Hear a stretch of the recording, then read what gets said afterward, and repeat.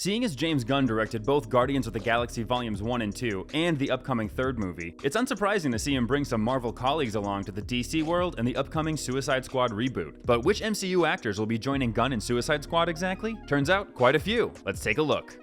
One of the biggest stars to appear in the upcoming Suicide Squad movie is Luther himself, Idris Elba. When the casting of Elba was announced, it was at first rumored that Elba would be replacing Will Smith as Deadshot, but it was later revealed that Elba would be playing the character of Bloodsport. For those who don't know, Bloodsport is actually an alias of many different supervillains in the DC catalog, but the most notable and most recognizable character to have used the Bloodsport moniker is Robert Dubois, which Elba will be playing in the movie.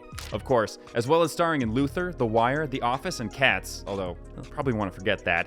Elba has also appeared in the MCU, playing the all-seeing Asgardian Heimdall, with his last appearance being in Avengers: Infinity War. Now, how's about a big hug for your old pal Merle? Since his days as Merle in The Walking Dead, Michael Rooker's stock has been red hot, so it was unsurprising seeing him cast as the role of Mary Poppins, Yondu, in Guardians of the Galaxy, where, of course, he worked with James Gunn. Rooker played Peter Quill's pseudo-father figure so well that Gunn opted to work with the actor again, with Rooker cast as Brian Durlin, aka Savant, for the Suicide Squad. Savant, a former vigilante and heir to a huge fortune, is yet to make a live-action appearance, and with that hairstyle, you can see why. You're gonna risk the entire mission for a mental defective dressed as a court jester. It's coming from a guy that wears a toilet seat on his head. When the Suicide Squad trailer dropped, DC fans got pretty excited, although cautiously given the nature of the last Suicide Squad film, with one of the greatest elements of the trailer being King Shark.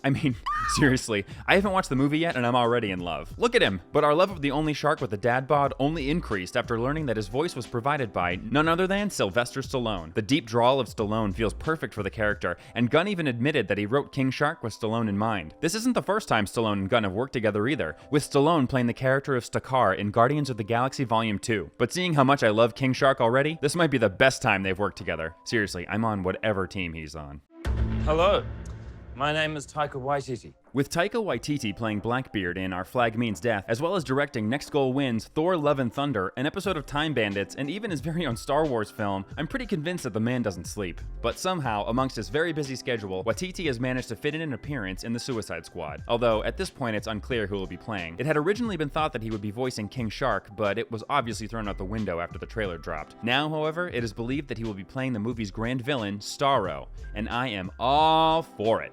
Starro, or Starro the Conqueror as he's also known, is a giant creature in the shape of, well, a star, and he will be the main threat to the new Suicide Squad. Waititi, as well as directing both Thor Ragnarok and the upcoming Love and Thunder, has played the MCU's resident ghost whisperer and greatest producer of pamphlets, Korg, in the likes of Thor Ragnarok and Avengers Endgame. Piss off, ghost! Seeing as Sean Gunn is the brother of writer and director James, it's unsurprising that he's appeared in his brother's work. The former Gilmore Girls actor Sean will probably be the most recognizable as the live-action character Kraglin in the Guardians movies, but he's also the on-set actor for Rocket Raccoon, with Sean providing the motion capture. Gunn will be playing another small mammal in the Suicide Squad, a weird and kind of creepy character named Weasel. Weasel in the comic books has great agility in hand-to-hand combat and is, you guessed it, a ferret. Just kidding. He's a weasel. Yeah. Something tells me he's gonna die pretty early on.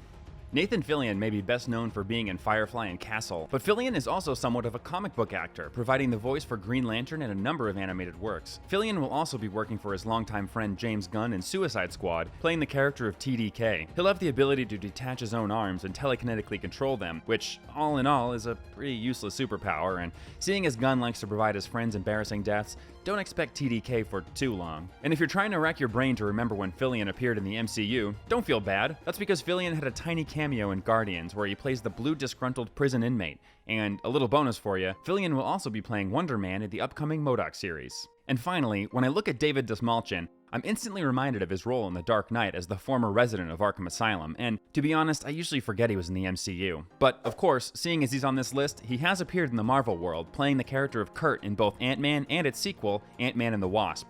Dastmalchian is set to appear in the Suicide Squad as Polka Dot Man, who can turn the polka dots covering his costume into a variety of devices. Yeah, all supervillains are born equal, but some are more equal than others, if you know what I mean. So that's who will be making the Marvel to DC crossover. But who else would you like to see take the leap? With Marvel looking to cast the Fantastic Four, it can't just be me who would like to see Margot Robbie as Dr. Susan Storm, can it? And of course, Dave Bautista has to play Bane at some point. I mean, how can that not happen?